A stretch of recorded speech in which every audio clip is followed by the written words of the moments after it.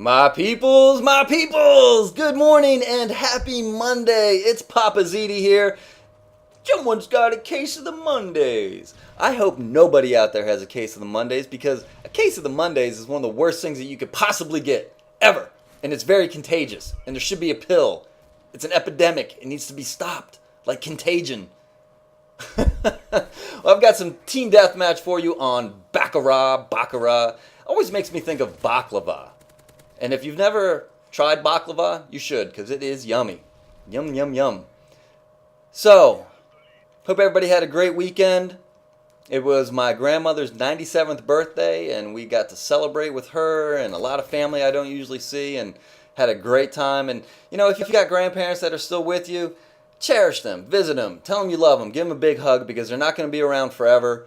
And in my case, my Mimi taught me so much about life, and just a beautiful woman, and she is just hilarious.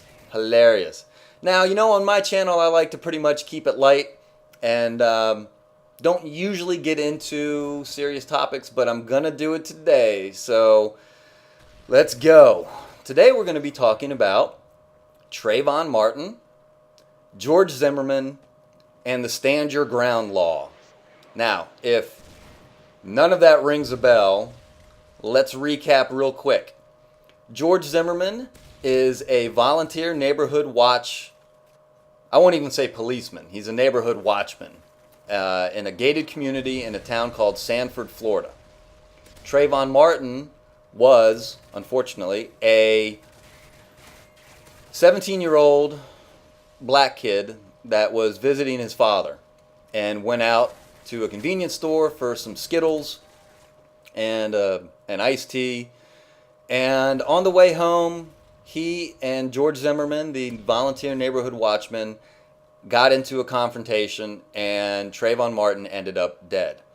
Now, they've released 911 calls where George Zimmerman is talking to the police and, you know, trying to keep an eye on this, you know, in George Zimmerman's mind, suspicious individual.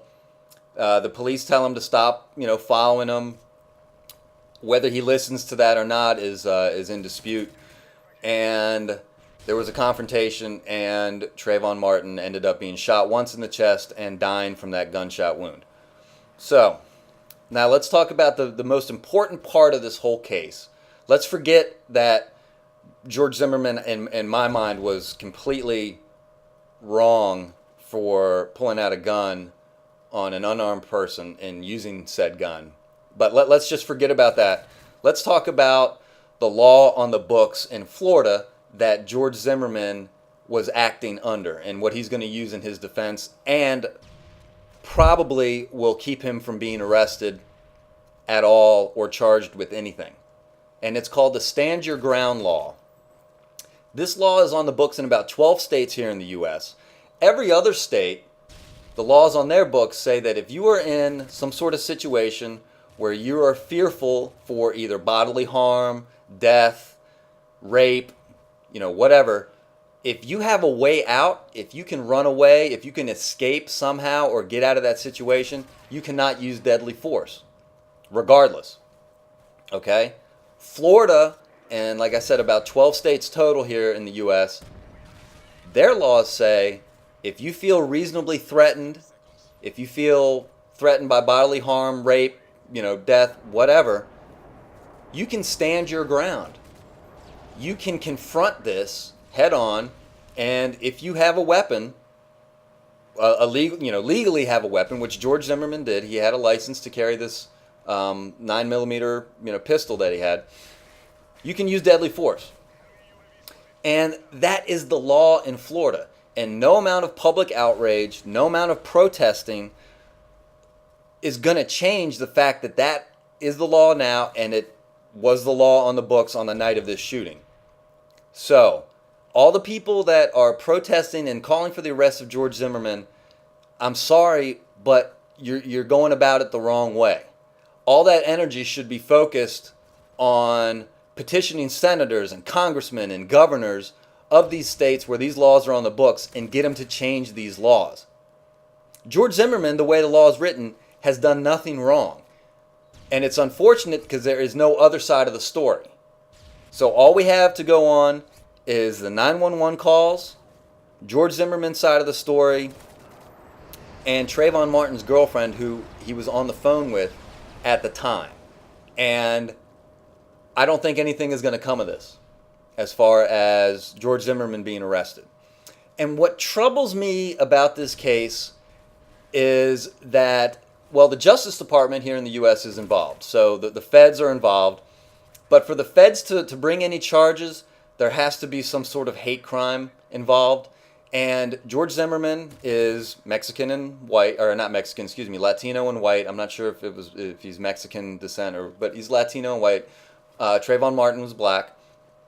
So they're trying to play this race card and this race angle right now.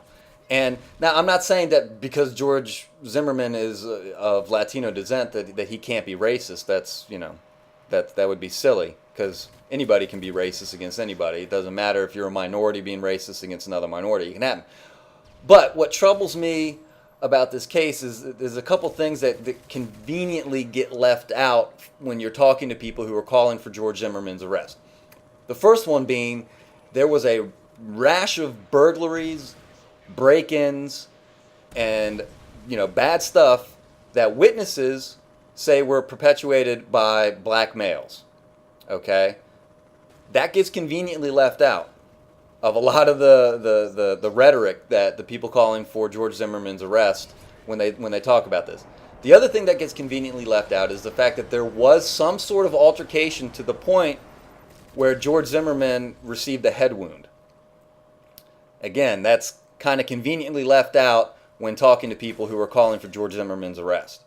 I don't like that at all, because those are the facts in the case, and those need to be discussed if we're going to have an intelligent, thought-provoking talk about this kind of stuff. So let me know in the comments section what you guys think about the Stand Your Ground law, what you think about this case. If you're following it, please let me know. Let's have a discussion.